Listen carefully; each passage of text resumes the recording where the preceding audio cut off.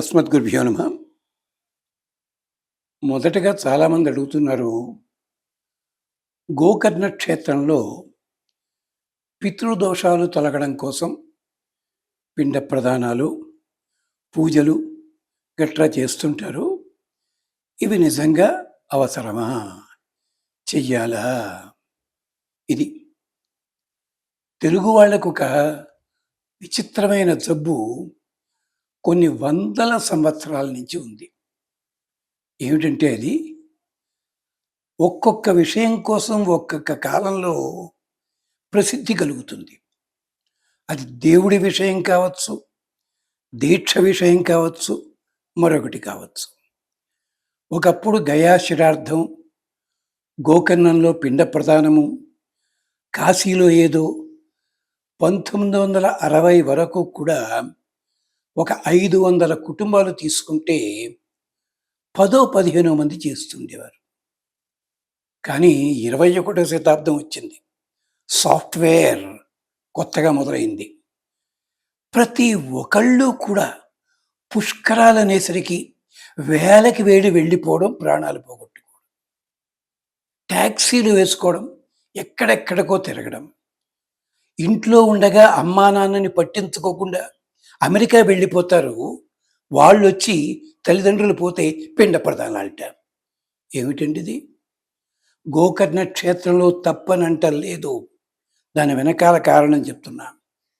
గోకర్ణ క్షేత్రం కొన్న గొప్పతనాన్ని నారద పురాణం, విష్ణు ధర్మోత్తరం ఇవన్నీ చేశాయి. మరి గోకర్ణానికి, పితృదేవతల పిండ ప్రదానాలకి సంబంధం ఏమిటి అంటే ఒక్కళ్ళు మాట్లాడరు. గోశబ్దానికి అర్థం ఏమిటో తెలిసిన? ఆవు అనే చెప్తారు. కాదు, గోశబ్దానికి వాక్కు, భూమి, కాంతి ఇలాంటి 27 పదాలు ఉన్నాయి.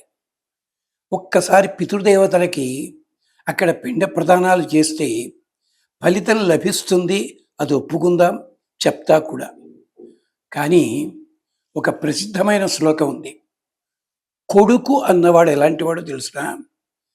జీవతో వాక్యకరణాత్, తండ్రి బతికుండగా తండ్రి ఎలాంటివాడైనా కానీ అతన్ని గౌరవిస్తూ, అతని మాటల్ని శిరసావహిస్తూ, అతనికి చేతనైనంత సేవ చేస్తూ ముసలివాడైపోయి ఇక చేతకానివాడైపోతున్నా కూడా చెయ్యాలి. జీవతో వాక్యకరణాత్. తరువాత అతడు వెళ్ళిపోయాడు.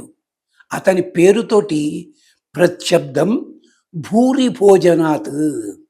అతడి పేరుతో తద్దినం పెట్టినప్పుడు 3కో 4కో శాస్త్ర ప్రకారము చక్కగా భోజనం పెట్టి, ఇదిగో మా తండ్రి గారి పేరుతోటి. 3వది గయాయాం పిండ ప్రదానాచ్చ. గయా క్షేత్రంలో లేదా కాశీ క్షేత్రంలో, గోకర్ణ క్షేత్రంలో ఇలాంటి చోట్ల పిండ ప్రదానాలు చేయడము. ఇక్కడ ఒక జోకు తెలుసా అండి? గోకర్ణం సరే, గయా అంటే అర్థం ఏమిటి? ఆ క్షేత్రం అనుకుంటున్నారు. వేదంలో గయా అంటే అర్థం తెలుసా అండి? అద్భుతమైన సంపదకి పేరు గయ. అంటే గానము చెయ్యబడేలాంటి గొప్పదైన సంపద. అలాంటి చోట్లకి వెళ్ళి తండ్రుల పేర్లు, తాతల పేర్లు చెప్పినట్టయితే ఆ పైలోకంలో ఉన్నవాళ్ళు నీకు ఆశీర్వదించి మరింత గొప్పదైన సంపద నీకు ఇస్తారు. అందుకోసం. మరి గోకర్ణం ఎందుకన్నావండి? కారణం వేరే ఉంది. గోవు అంటే ముందు భాగము ఆవు, వెనక భాగము ఎద్దు అంటారు ఒకళ్ళు. వేదంలో ఏం చెప్పారంటే, ఆ గోవు బొమ్మ గీసినట్టయితే ముందు భాగమే ఎద్దు, వెనక భాగము ఆవు. అందుకనే మన 4 సింహాల బొమ్మ కింద ఒక ఎద్దు ఉంటుంది. అంటే ముందు భాగము ఎద్దు ఎందుకని? పంటలు బాగా పండడానికి. వెనక భాగము ఆవు అంటారు. జఘనార్థే ధేనుః అంటే చక్కగా పాలు కావాలి. ఈ 2 కూడా, పాడి పంట 2 ఇచ్చేది గోమాత. పితృదేవతలు కూడా అలాంటి వాళ్ళే. గోవుకి చూడండి, గడ్డి పెడుతున్నారు. అది రక్తం కింద మార్చుకుని పాల కింద మార్చుకుంటోంది.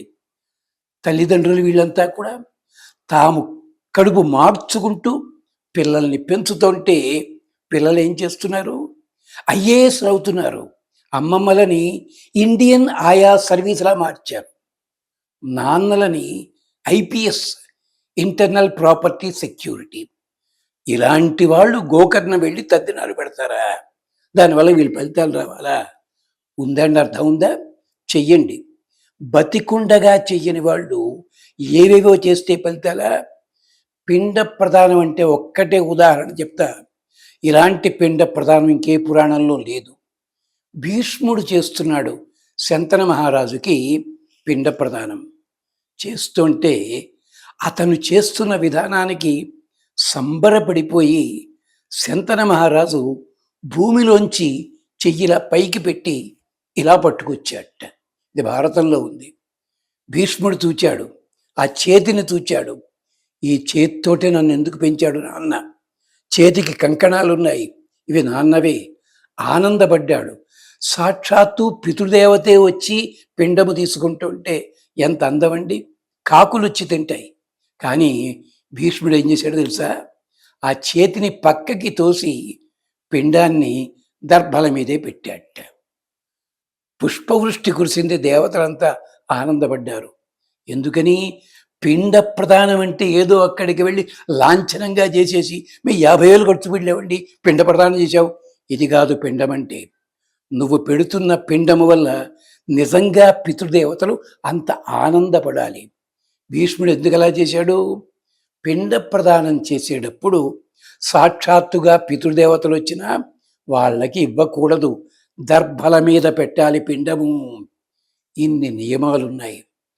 అందుకనే మనకి ఒక చోట ఒక మంత్రం ఉంది. ఆ మంత్రం చెప్పి ముగించుకుందాం. పిండ ప్రదానము గయలో చెయ్యలేని వాళ్ళు, లేదా గోకర్ణంలో చేయలేని వాళ్ళు, మరో చోట చేయలేని వాళ్ళు కనీసం వాళ్ళ పేర్లు చెప్పి నూతి నీళ్లు తీసుకుని నువ్వులు కలిపి వదిలిపెట్టండి. వాస్తోష్పతే ప్రతరణో సంయేధి గయాస్పాన గోభి అశ్వేభి ఇందో ఇతి అజారాస తే సఖ్యే శ్యామ పితాయివ పుత్రాన్ ప్రతి నః జుషస్వ. ఓ దేవతలరా, వాస్తోష్పతే, చక్కటి గొప్పదైన సంపదలు కలిగిన నీటి లోపల ఉంటారు మీరంతా. మాకందరూ మందులు లాంటి వాళ్ళు. మిమ్మల్ని అడిగేది ఒక్కటే, మా పూర్వీకులు ఎలాగైతే మమ్మల్ని పిల్లల మీద ప్రేమ ఉంచి పెంచారో అలాగ వాళ్ళ కోసం పెడుతున్నటువంటి ఈ పిండములన్నీ కూడా వాళ్ళకి చేర్చండి. తద్వారా మేము బతికున్నంతకాలం మాకు సంపద కావాలి, గోవులు కావాలి, అశ్వములు కావాలి. తినడానికి కాదు, వాళ్ళ పేరు చెప్పి మా పిల్లలకి ఇస్తే పిల్లలు కూడా 21 తరాలు తద్దినాలు పెట్టాలి. ఇంత భావనతో మీరు చెయ్యగలిగితే గోకర్ణ క్షేత్రంలో చేస్తే మంచిది. అందుకని ఎవరో మహానుభావుడు ఉపన్యాసంలో చెప్పాడు కదా అని చెప్పి అక్కడికి వెళ్ళిపోయి హోటల్లో తిరిగి మీ ఇష్టం వచ్చినట్టు తిని అక్కడ 5 నిమిషాలు ఏమిటి ఎంతసేపు అండి పిండ ప్రదానం చూసాం మేము అలాంటి వాళ్ళని. దయచేసి అర్థం మాత్రం అది కాదు, గమనించండి. పెద్దల పేర్లు చెప్పి మనస్ఫూర్తిగా పెట్టండి. కాకులు తింటాయండి పెద్దల పేర్లతోటి. కాకులు పితృదేవతలకి గుర్తు, అది విశేషం. అంటే మనం ఏ కాస్త పెట్టినా ఆనందంగా తింటాయి అవి, అది విశేషం. గోకర్ణ క్షేత్రమహిమ ఇతర గ్రంథాల్లో చాలా ఉంది, అది అందరూ చెప్తారు. ఎవరు చెప్పని కొత్త విశేషాన్ని మాత్రం మీకు అందించడం జరిగింది. స్వస్తి.